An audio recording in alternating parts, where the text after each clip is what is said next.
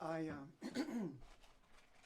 I want to talk about see if there are questions from last week first. Would you get the fan, please? Comments from last week. Are there any questions before I embark on this journey? I had a question with regards to, we were talking about emotions.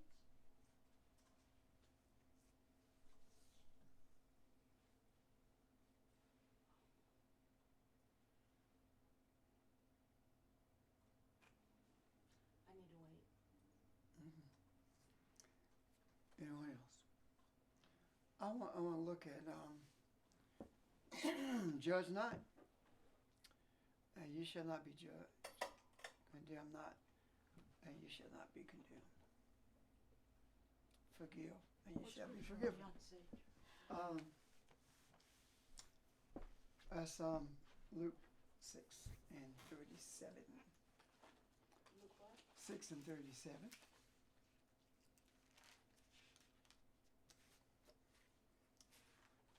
I want to look at that for a moment. And reason being, I want to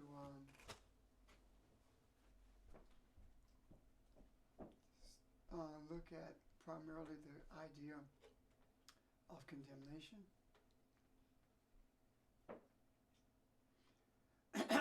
Because we hear a lot of talk about that. And when I talked to the congregation week before last, one of the things that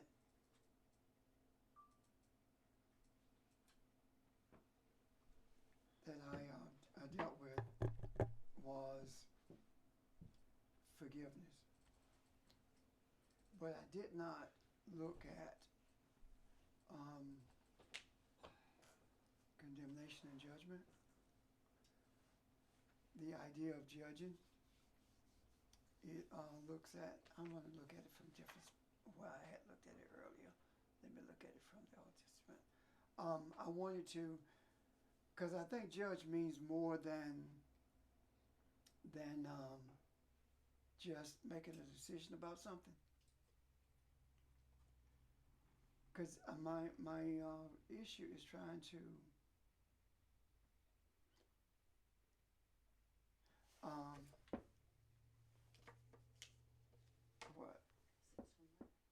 differentiate between judgment and condemnation. Is it Luke, Judge? 6:37. 6:37. Mm-hmm. That's what I wanted to do. Sorry. You want to see? No. When I look at judgment, a judge with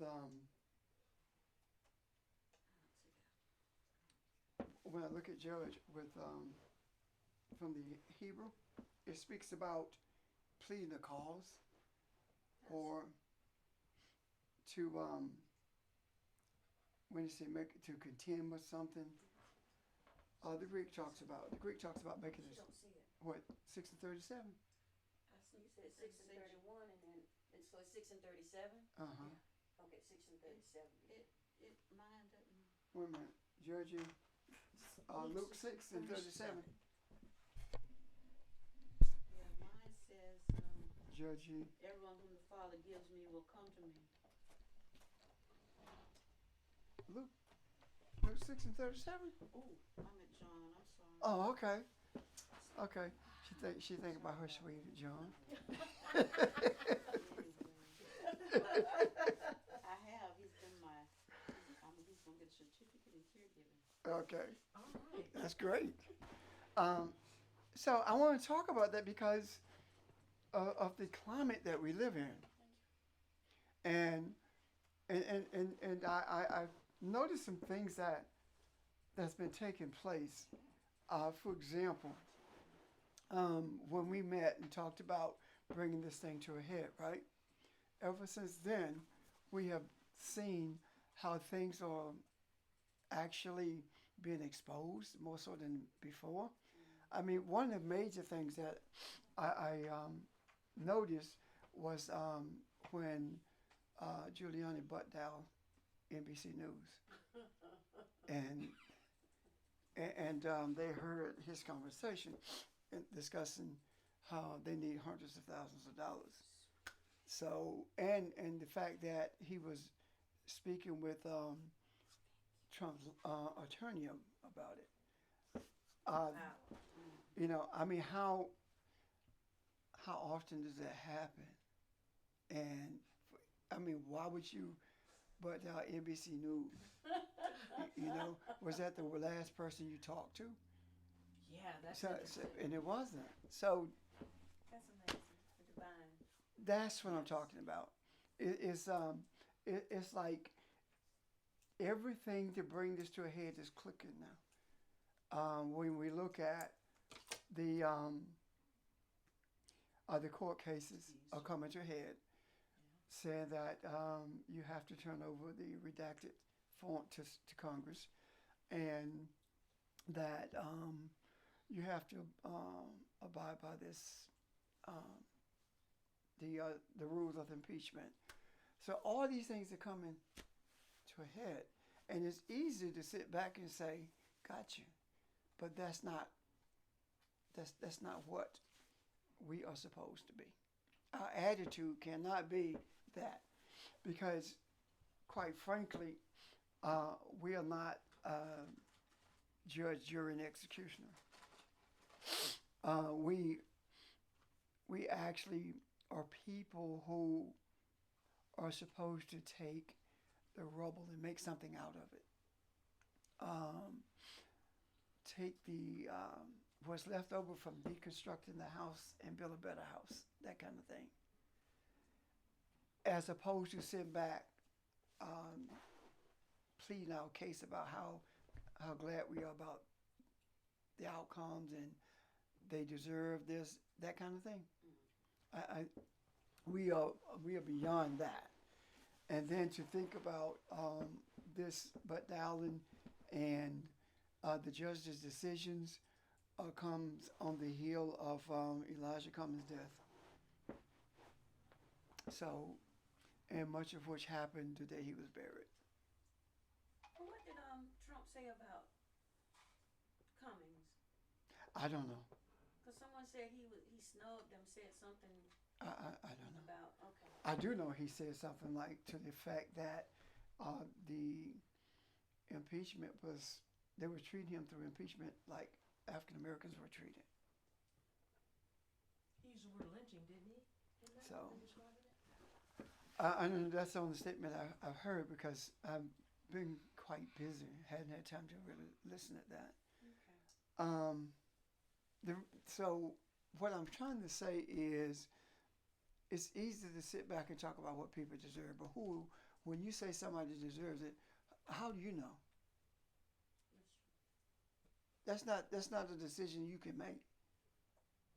And the other part of that is, if you sit back and say, what did I do to deserve this, right? Mm-hmm. Whatever's happening to you, you're saying you deserve it.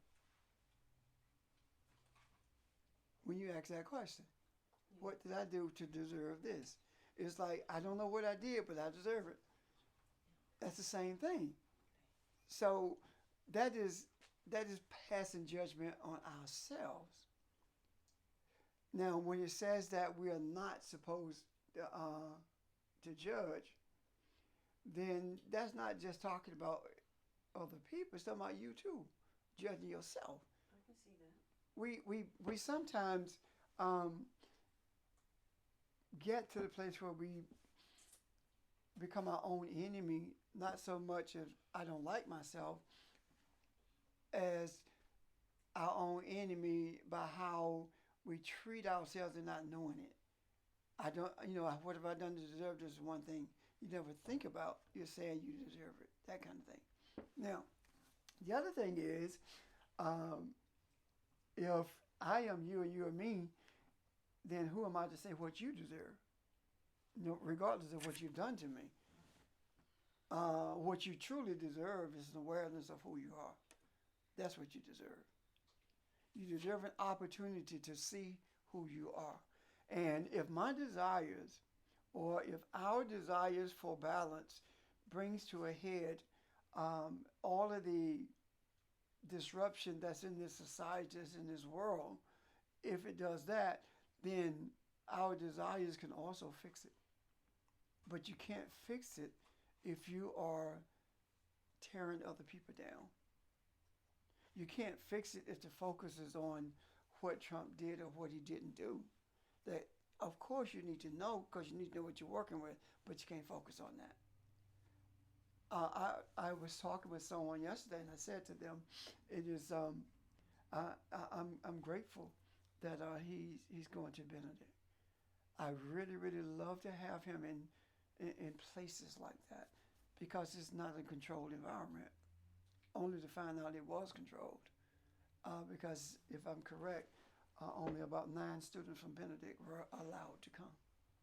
The rest of the people were bused in or vetted to make sure that he had supporters there. But anyway, and the reason I say that is because when, regardless of the place where he is, he's going to put his foot in his mouth. And he did. So my desire in that is not for him to be destroyed as much as for him to be exposed. Last night I was listening at this commentator make some observations about what's currently going on. And one of the things he said was, one of the persons was talking about, we've never seen anything like this before. And his response was, well, Trump is really exposing the true nature of America. And I'm like, whoa, that's the first time I've heard that, what America really is. And now we can fix it. Now, But you know what? The impact of that though is that it's not just America. Like I think beyond Trump in the White House, whoever it is that's going to be in there, what's going to be left that we have to continue to focus on, right, to get it back on a better track than it was before, like the Kurds, like you'd rather put guards around American troops around an oil field than continue to support human life. life. And that has been the imperialist nature of America all along. I don't care anything about you. I want your resources. You know, that type of attitude. And when I think about the power and influence and manipulation that this country has, if that is flipped, then the influence becomes something of a positive nature to the whole world. Because the two empires that has been primary in the destruction of other nations and the annihilation of indigenous people are Great Britain and America. And both of them are in turmoil. And both of them have leadership that is the same. So if the underpinnings of these things are removed, then they fall. This guy said last night also that in reference to Britain, he said that this is the end of Great Britain. It would never be Britain anymore. Most people don't understand that there is a difference between Great Britain and England. England is the country. Great Britain is England, Scotland, Ireland. So when Scotland and Ireland, I think it's another island there too, when those two are gone, it's just England. So what he was saying is that the colonization, even of Europeans, is over, because Britain and Scotland and Ireland are actually colonized countries, though they be European. And when we look at it that way, we also see the hand of this imperialist nation being removed from other nations, and though it appears that something worse is happening in terms of Russia moving in to fill that void in Turkey, keep in mind that in order to end that, it only takes the death of one man, and that's Putin. He can have a heart attack tomorrow, and that's over. Because that's what happened when you are so taught. What is it, totalitarian? When you are the only one who make decisions. When you die, who gonna make decisions? Say it. Totalitarian? Yes. So when I look at these, and I know all this sounds political, right? And it is political, but the greater portion of it is that it's spiritual. If America had stayed in Syria, protecting the Kurds, when Trump leave office, the American would still be there, protecting the oil, but saying they're protecting the Kurds. With Russia being there, if something happens to Putin, all that changes. But America's set up so that nothing changes regardless of who's there. So something has to change. And yes, the lives of the Kurds are valueless to this administration and to this country, because they could overrule it if they wanted to, but they chose not to. Now, it appears that, and I'm going somewhere with all of this, okay, that every time a Republican raises his head to say something that's adverse to what's happening from the executive branch, something else is done to shut it down. And the power is the power that's controlling that is native to South Carolina. Lindsey Graham. He's the powerhouse that's protecting or seeking to protect this whole administration. The question is why? Because he knows that if he doesn't, he'll lose his seat. Because they're going to primary him. Now, which means that what he's doing is disingenuous. And which means that the reported relationship he had with McCain was disingenuous too. Absolutely. Because if your thoughts are what they are, if they're righteous thoughts regardless. And he represents the nature of Southern servitude. He represents the attitude of slavery. He represents the nature of the slaveholders, because the sons and daughters of slaveholders are the ones who are in charge now, and were in charge with the judges and stuff, before the 18 election. Lindsey represents that, because the slaveholders were disingenuous. Whatever it took for them to stay in power, they did it. And that's the same thing with him. It is necessary, because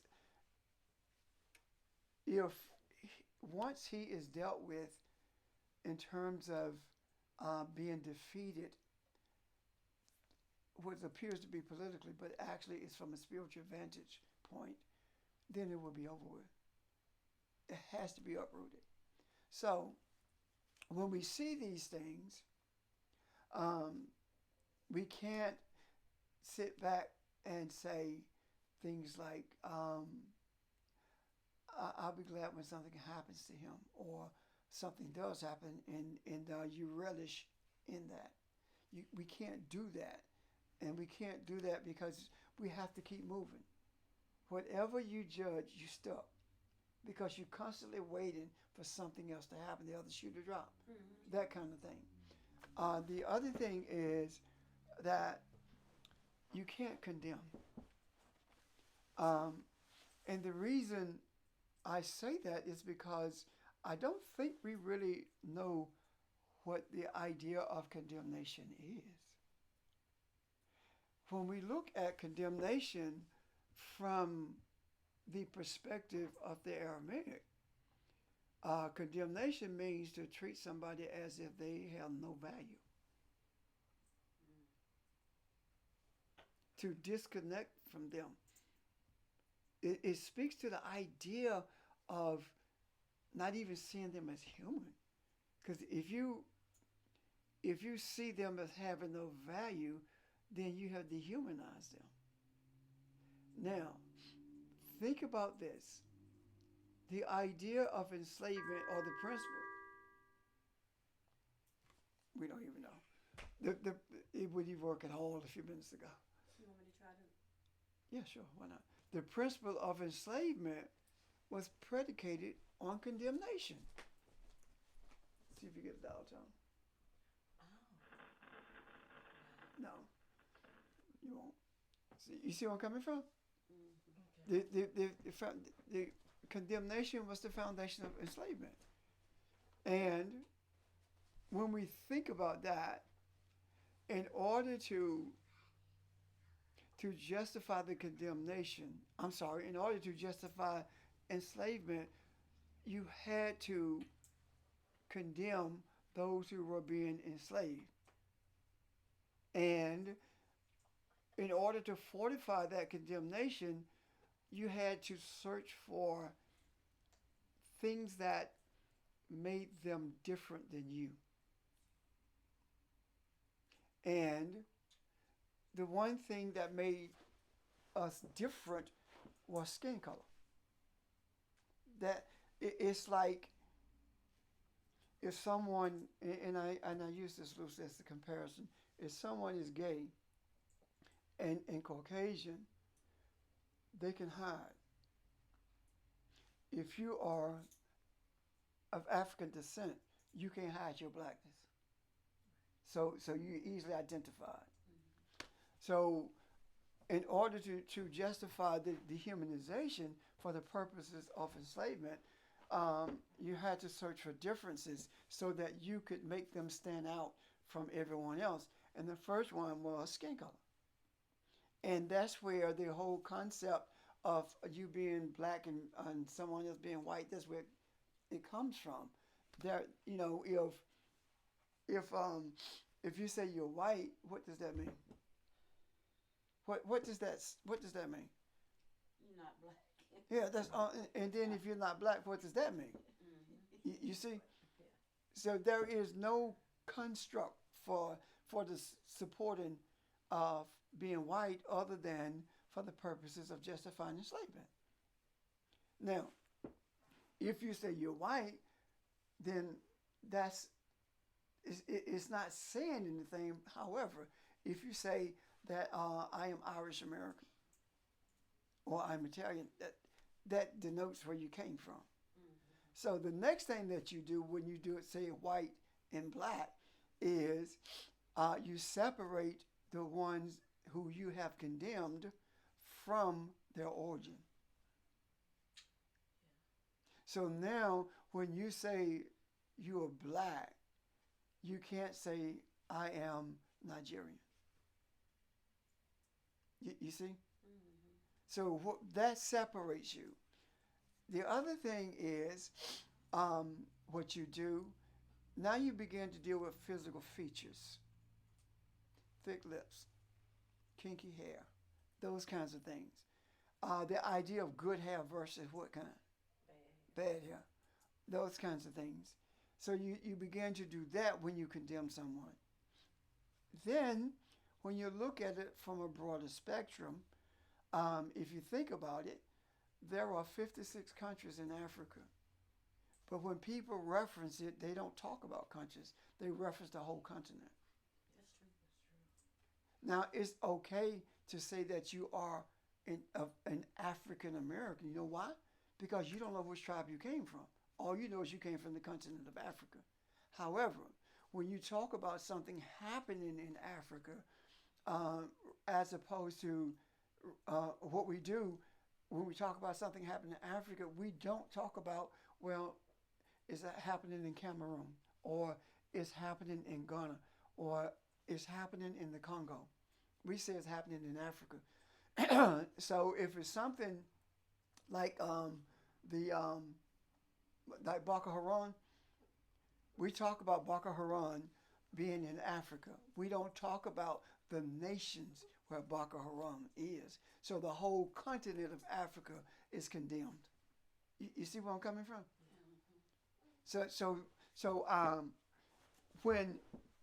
When we look at these things, what we find now is, and it's a very subtle thing, that the script is being flipped, because what we find is those who call themselves white are beginning to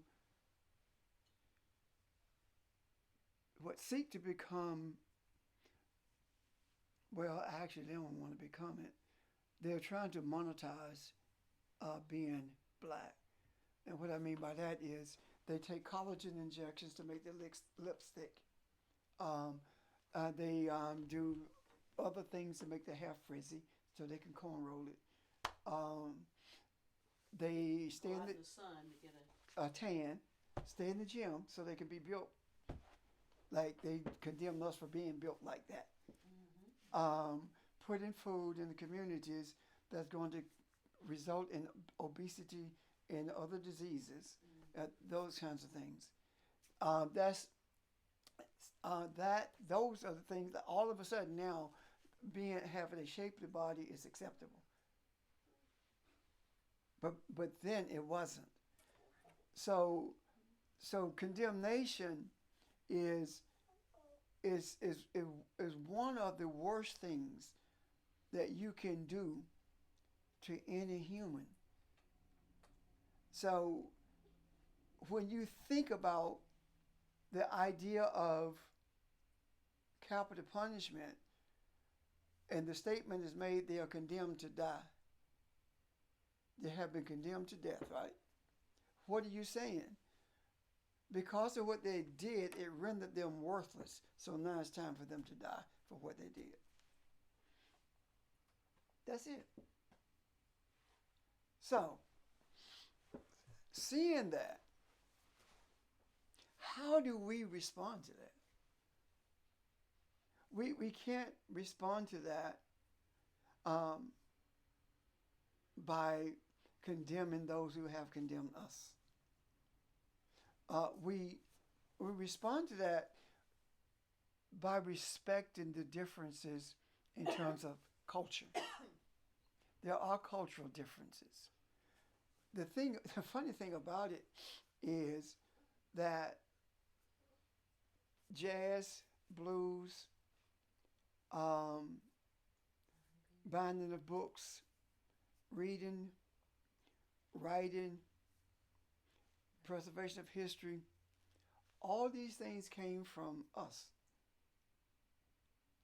And they have bought into it. The enslavers bought into it. Example, if it had not been for them embracing the blues, it would be dead now. Jazz, same thing. Why did they do that? Because they had nothing to offer culturally.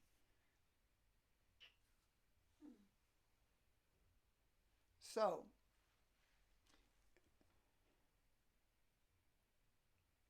there was an attempt made to do it. Country music is Caucasian, is the blues. That's where it came from.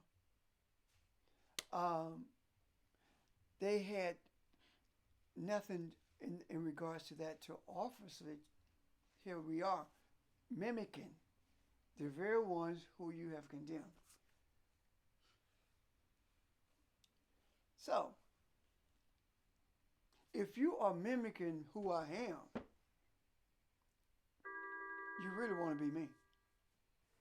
Can you see that? Oh yeah, no doubt. So, Excuse me. what we are actually seeing is someone who really do not believe that they are superior. And the condemnation was and is a gimmick or an effort to convince those who are being condemned that they are inferior. Yet, if you're trying to do or be what they are, you are saying by your actions they are not inferior. They're superior in your mind. So, we cannot afford to nurture a superiority complex. We cannot afford to do that because we are not superior to anyone. The thing that has taken place is that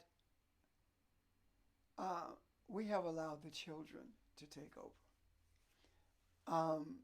More specifically, the African female has not taken her child under her wings and matured her to a place where she has self-worth.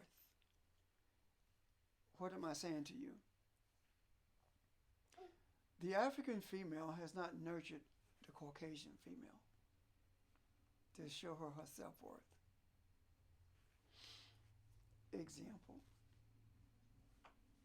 Caucasian females will tolerate anything as long as their man is, quote unquote, taking care of them.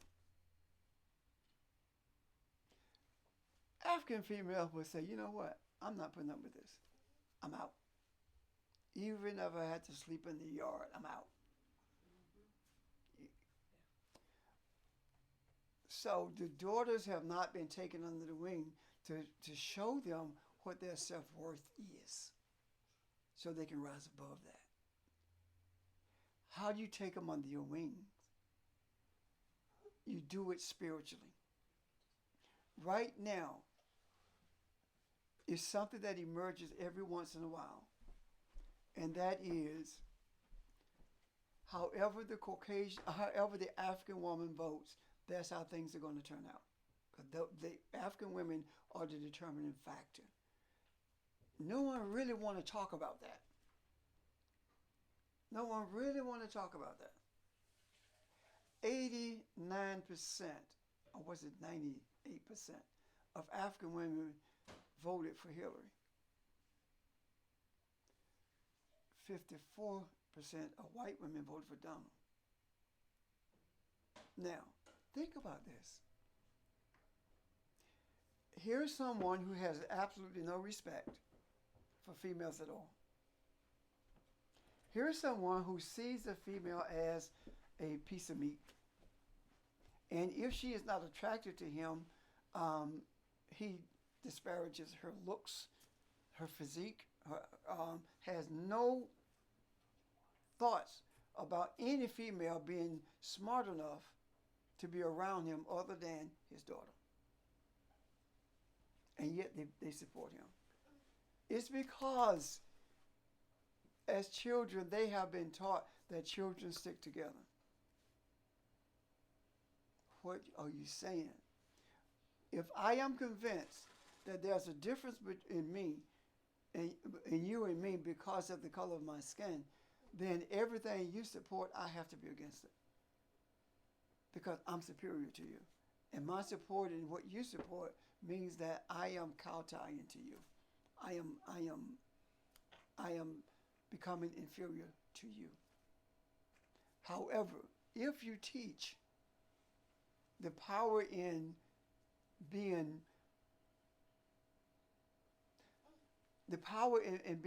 loving begins with loving yourself and not things, then that begins to change. So what I am saying is, in order for us to avoid the pitfall of condemnation, we have to treat people differently than we have been treated. Not just in face-to-face encounters, but even in our speech at home and in our thoughts, in our times of reflection. Our language has to change. You can't tell me that you respect me, and yet when you get home, you say all these disparaging things about me. If you truly respect me, you don't do that. So take that and make it applicable to those who call themselves white. If you do that, that means that your lips are saying something different than your heart is saying. Does that make sense? Yes. So, here we are.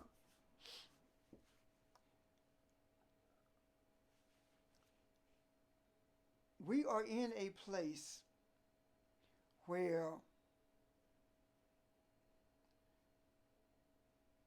poor people, Caucasians in particular, and Caucasian females, be they poor or not, we are in a time, we're in a place where they feel extremely uncomfortable with moving outside of the fence that has been put around them, saying that you're white, these are black, and we got to do what white people do. We did the same thing. We built a fence, and that fence is called the church. White church, black church. No one says European church, African church. It's white church, black church. It is an irritating thing for me to hear people make this statement. And Trump just doesn't treat the blacks right. The blacks. What is that? You see where I'm coming from? So we have to change our language. We have, if we truly believe that Mr. Trump is the curtain that was in the Holy of Holies that was torn so we could see what was behind it, if we truly believe that, then we are more thankful for his presence and his actions than we are angry. Sounds crazy.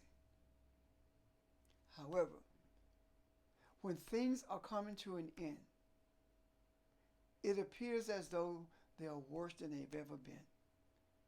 Simply another way of saying that is, it is always the darkest before the dawn. When it appears that there is no hope, everything is on the horizon that needs to be there for change. Any questions about that? So when we talk about the idea of judge ye not, the question also becomes, if I'm going to judge you and condemn you, it also says that if you judge, you go be judged. If you condemn, you go be condemned, right? Another way of saying that is, if you judge, which means that you're making harsh decisions about people and their actions. If you condemn, it's saying that you are devaluing the humanity of those who you're condemning.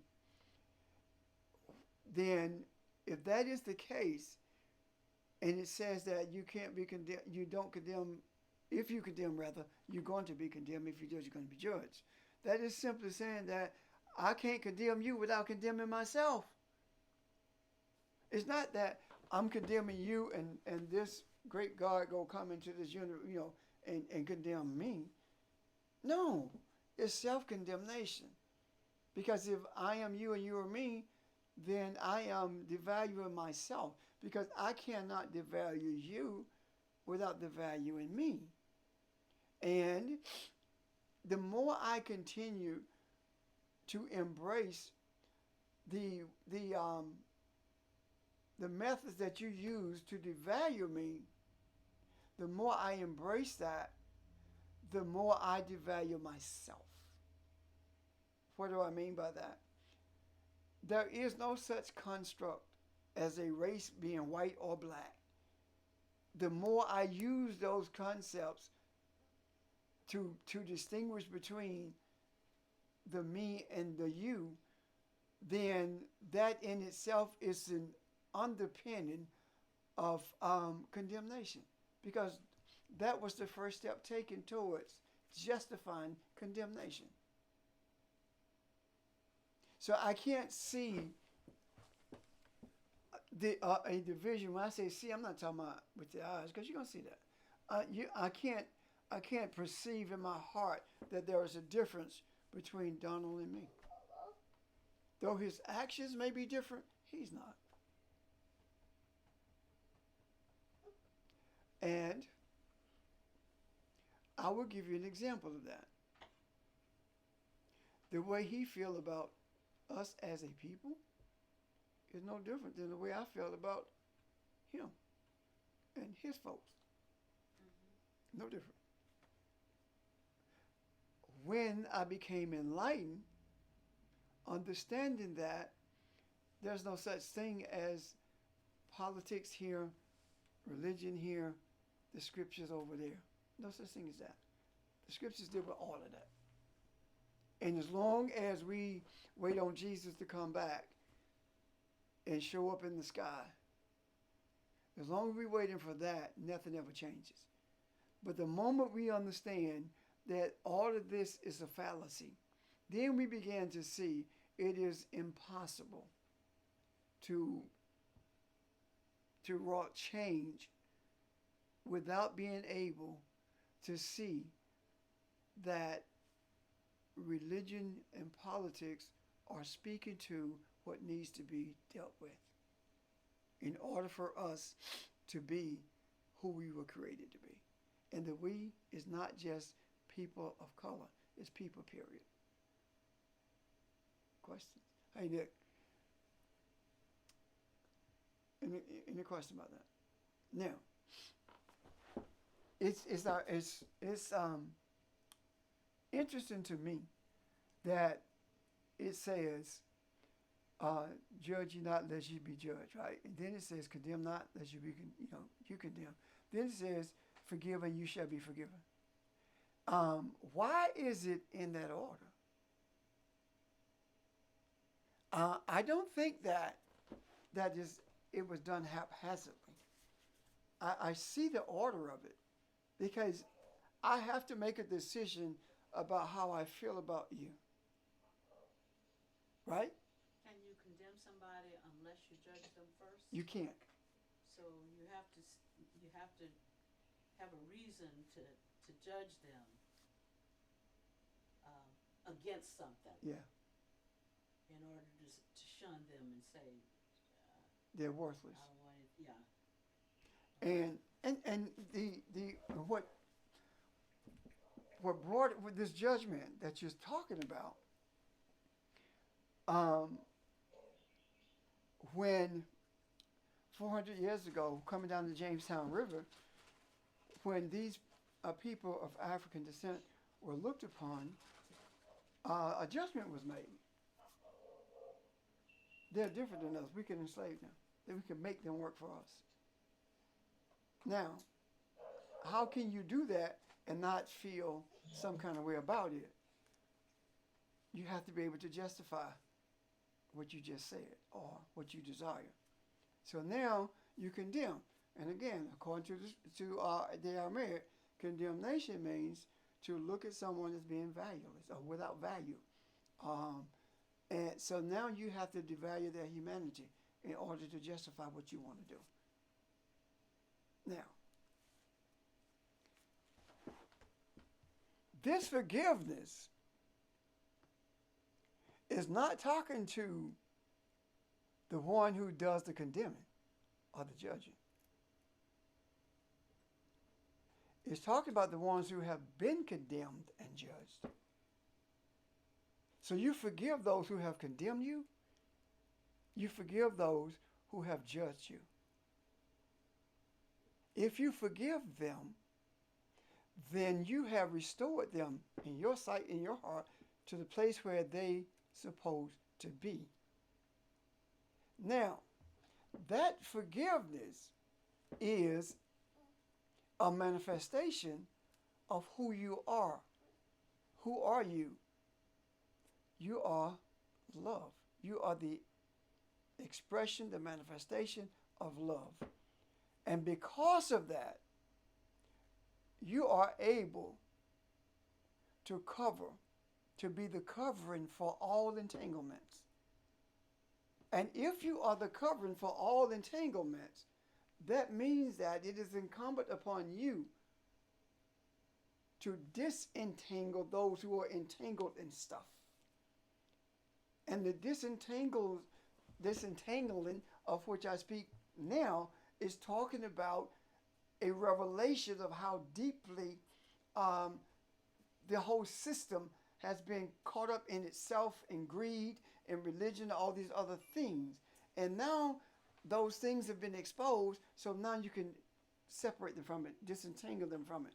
It doesn't mean when you take a yarn and you disentangle it, you are not throwing it away as you do it. You're making it, you put it in its rightful place so it can be used for what it's supposed to be used for. So when you disentangle the system or the people from the system, you begin to expose to them who they really are so that they can be functional in the way that they were created to be. Can you see that?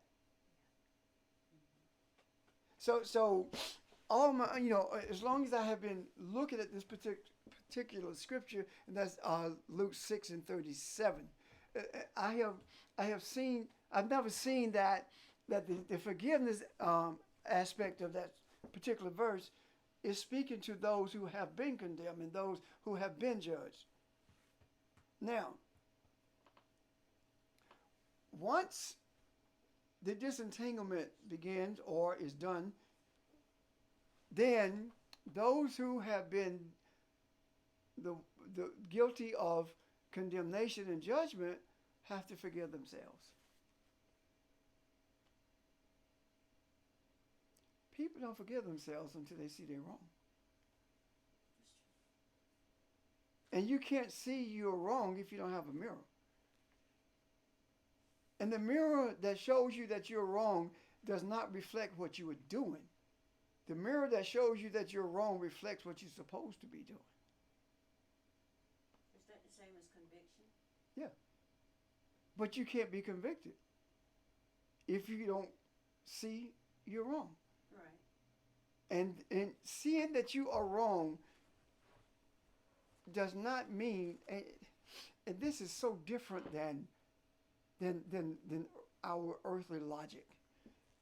You would think that when you look in the mirror, you're going to see something reflected back at you. Mm-hmm. And that's going to make a difference. No. If you keep seeing the thing over and over, you become deeply ingrained in it. And that is the reason generation after generation can lynch. Because that's what they've been exposed to. Mm-hmm. But when you look in the mirror and you see what you're supposed to be, that's where the conviction comes. And once you are convicted, then the conversion takes place, which means that you change your perception. And changing your perception does not mean you have all the answers, but it does mean your desire is so deep until the answers will come to you. So it's not your physical base or your physical image that you see, it's the soul that you see.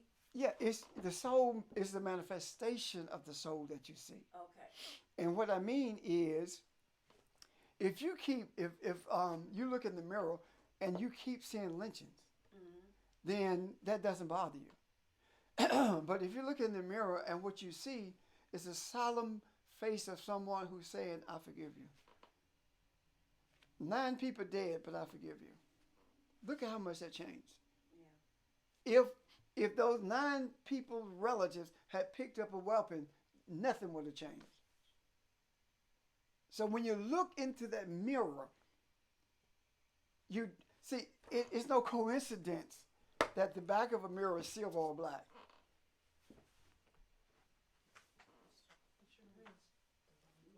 So you have to determine whether you're going to be a reflection of destruction or a reflection of reconstruction. You're going to have to determine whether or not you're going to devalue humanity or whether you're going to recognize that all humanity has value. That's incumbent upon us. Any questions, comments? Just think about how that mirror was. So it how does. did that person put that mirror into space? It's something else I said the other week, or last week, I think it was, in reference to speaking with someone about being a giver. I said to them, please understand something. You cannot be a true giver unless you receive as easily as you give.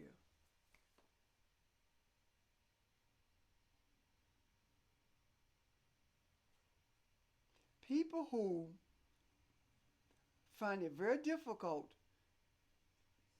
to receive or to accept something, but yet will give you anything in the world, are subconsciously arrogant. You don't know why it is necessary for that person to be given to you.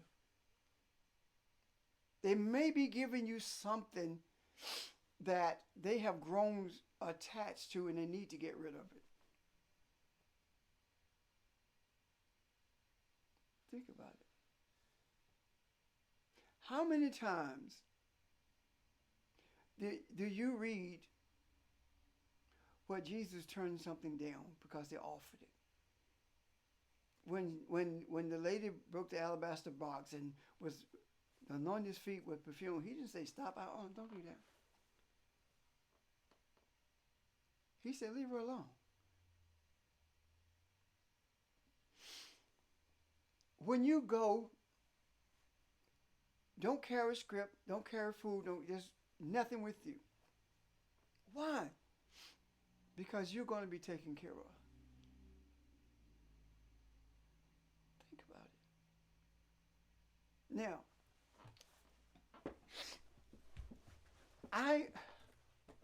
that was a hard pill for me to swallow, but not a hard thing for me to say,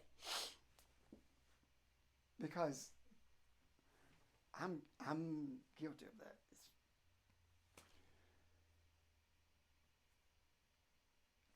If it's difficult for you to receive, you have nothing to give. Think about it. I don't care how much I have. If I give to you, what I receive is what I need. And that receiving might very well be someone intervening on behalf of my children or my cousin or my friend, and I never know it.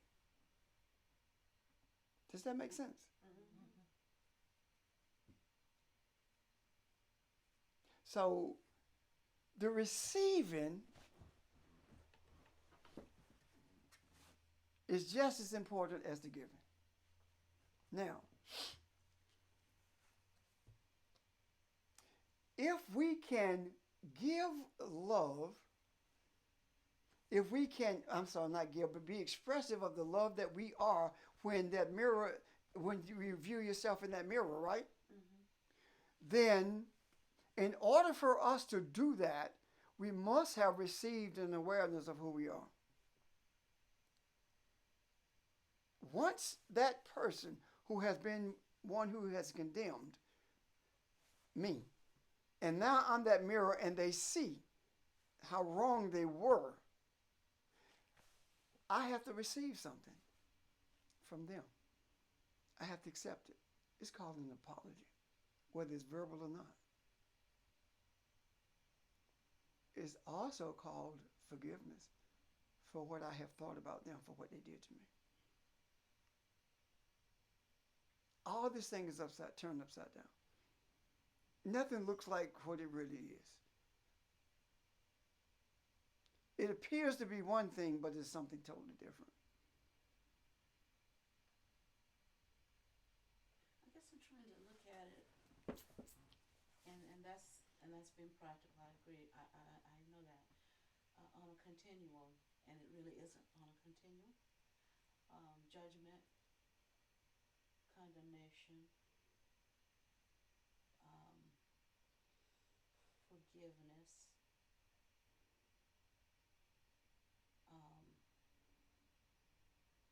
conviction, being convicted, Mm-hmm.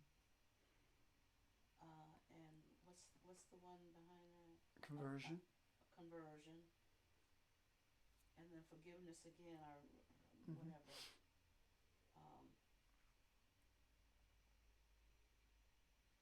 And I guess if I see that as an elliptical or whatever, rather than a straight line or linear, it looks like one thing feeds into the other, just like a glove. That has to happen in order for there to be resonance, in order for Yes. there to be movement, in order for there to be change. Change is doing things differently. And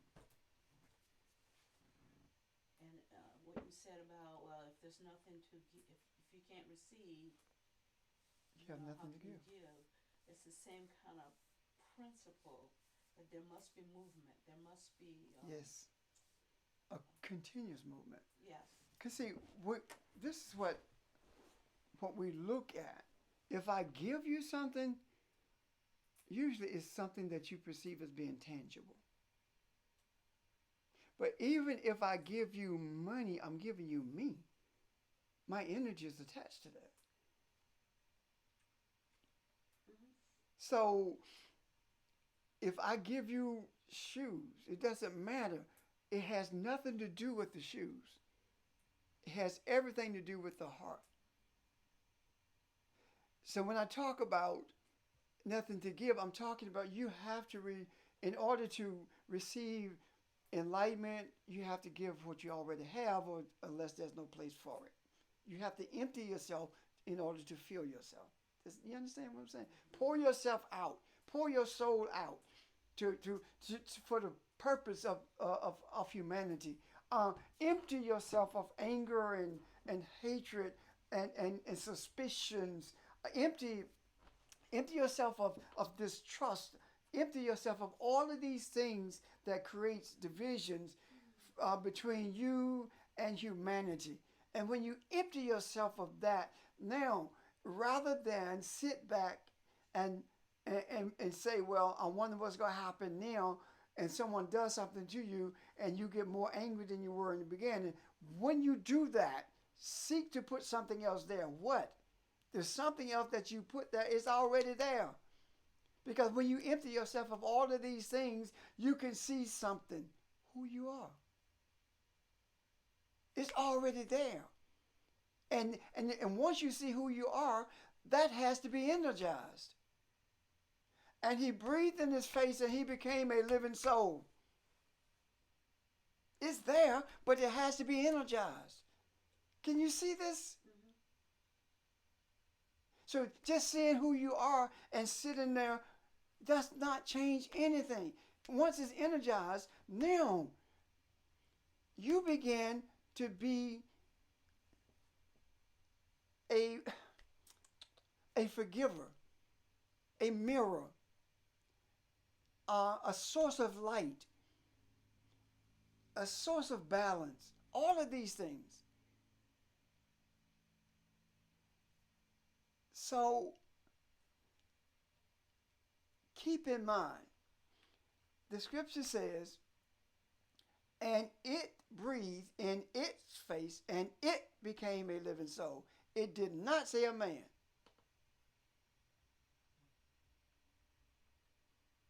Think about it.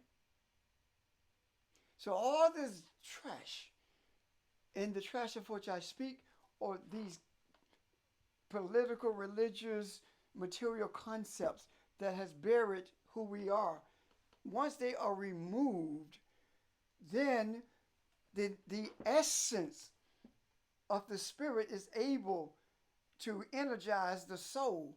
And all I'm saying is this. When you are meditating and you get to a place of emptiness, which means disconnected from all the stuff around you, and you begin to deep breathe, all of a sudden you find you're not breathing. Because the soul has been energized now. And the thing that energized the soul is the Spirit. And every breath we take, suppose for a moment that every breath we take is an attempt to energize the soul. But we don't see it that way. We see it as a source of life when it really isn't. The source of life is you. You meaning? If you created in the image, then you are life. If you were not, when you exit this body, there would be no you.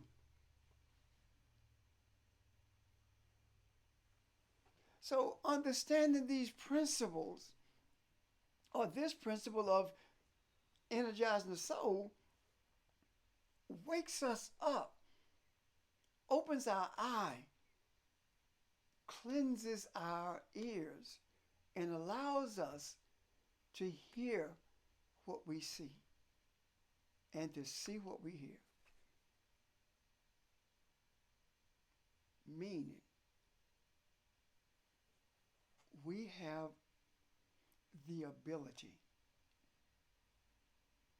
to determine what humanity needs to be separated from and what humanity needs to recognize as itself.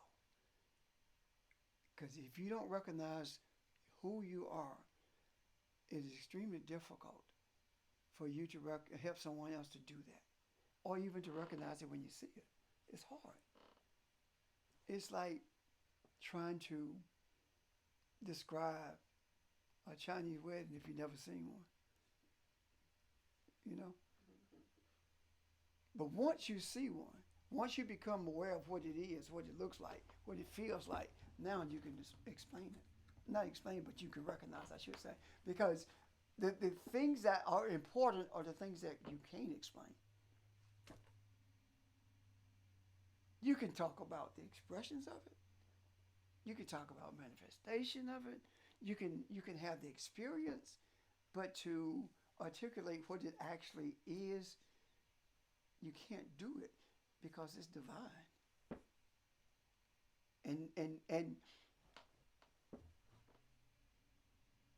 to be able to explain divinity and those characteristics of it would render it useless. So is that why we can't describe? Yes. Why we can't explain it? How you gonna do that Yeah, when I can see that. when there's no mirror big enough for you to look in? Yeah. How you gonna do that when I can describe a chess piece because it's